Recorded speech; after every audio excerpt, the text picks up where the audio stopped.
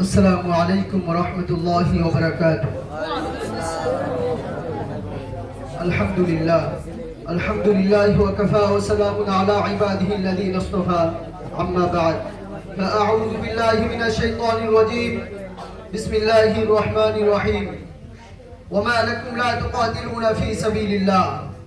وقال رسول الله صلى الله عليه وسلم: إذا تركتم الجهاد فسلط الله عليكم الذلة أو كما قال عليه الصلاة والسلام. দক্ষিণবঙ্গের ঐতিহ্যবাহী আল জামিয়াতুল ইসলামিয়া সুলতান শাহী ঘোড়াদার সুলতানুল উলুম মাদ্রাসার বাৎসরিক সেমিনারের সম্মানিত সভাপতি ও বিজ্ঞ বিচারক মণ্ডলী, আর আমার সামনে উপস্থিত বাংলার দূর দূরান্ত থেকে ছুটে আসা এলএমপি পাশিত ছাত্র ভাইরা, সবাইকে জানাই আমার অন্তরের অন্তঃস্থল থেকে শুভেচ্ছা ও অভিনন্দন। প্রিয় উপস্থিতি, আজকের আলোচ্য বিষয় নির্যাতিত মুসলিম উম্মাহ প্রতিকারের পথ পদ্ধতি। বর্তমানে মুসলিম সংখ্যা প্রায় 200 কোটি।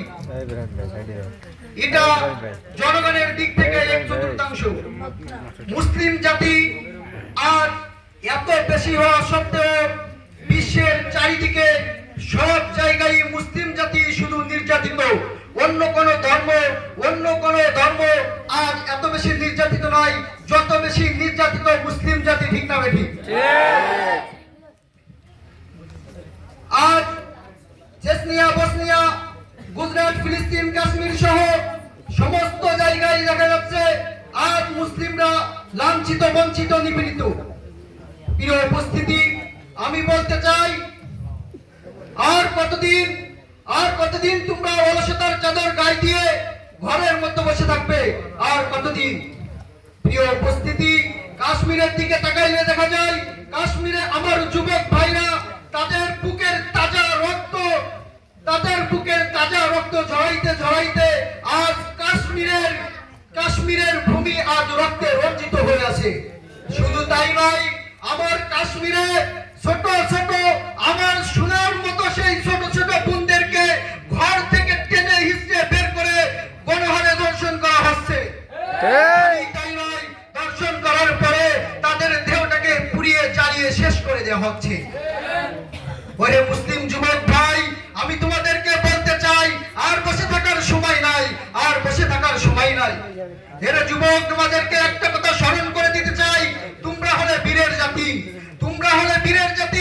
তোমরা হলে খালিদ বিন ওয়ালিদের উত্তরসূরি। তোমরা হলে মুহাম্মদ বিন কাসেমের উত্তরসূরি।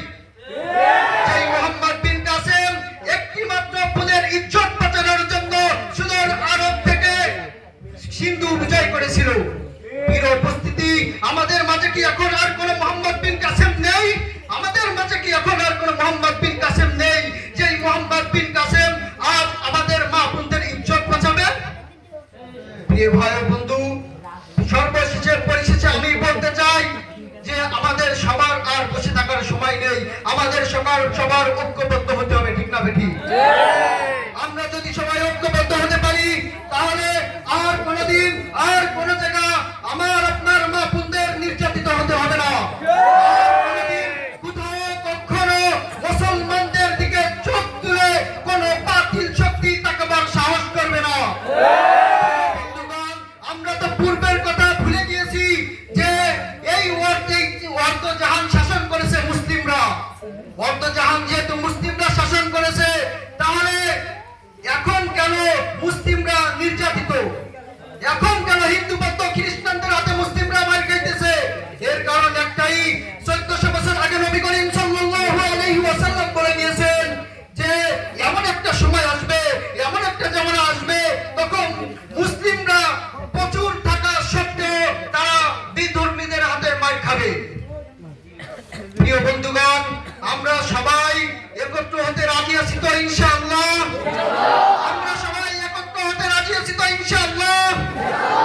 আজ ইদা তারাকতুমুল জিহাদ ফাসাল্লাতুল্লাহু আলাইকুমুল জিল্লাহ। কোন জায়গা কোরআনে পাকের ভিতরে এসেছে ওয়াতাসিমু বিহাবলিল্লাহি জামিআন ওয়া লা তাফাররাকু। অন্য আরেক জায়গা আল্লাহ পাক রব্বুল আলামিন বলেন ওয়ামা লাকুম লা তুকাতিলুনা ফি সাবিলিল্লাহ। মুসলিমরা আজ জিহাদ থেকে দূরে সরে গিয়েছে, এই কারণে পদে পদে মুসলিমদের বিপদ আসছে। জিহাদ হাতকে আমরা আমাদের আঁকড়ে ধরতে হবে। আমরা সবাই ঐক্যবদ্ধ হতে রাজি আছি তো ইনশাআল্লাহ? আমি আমার সংক্ষিপ্ত বক্তব্য এখানেই শেষ করছি। আমিন ওয়া আখিরু দাওয়ানা আনিল হামদুলিল্লাহি রাব্বিল আলামিন।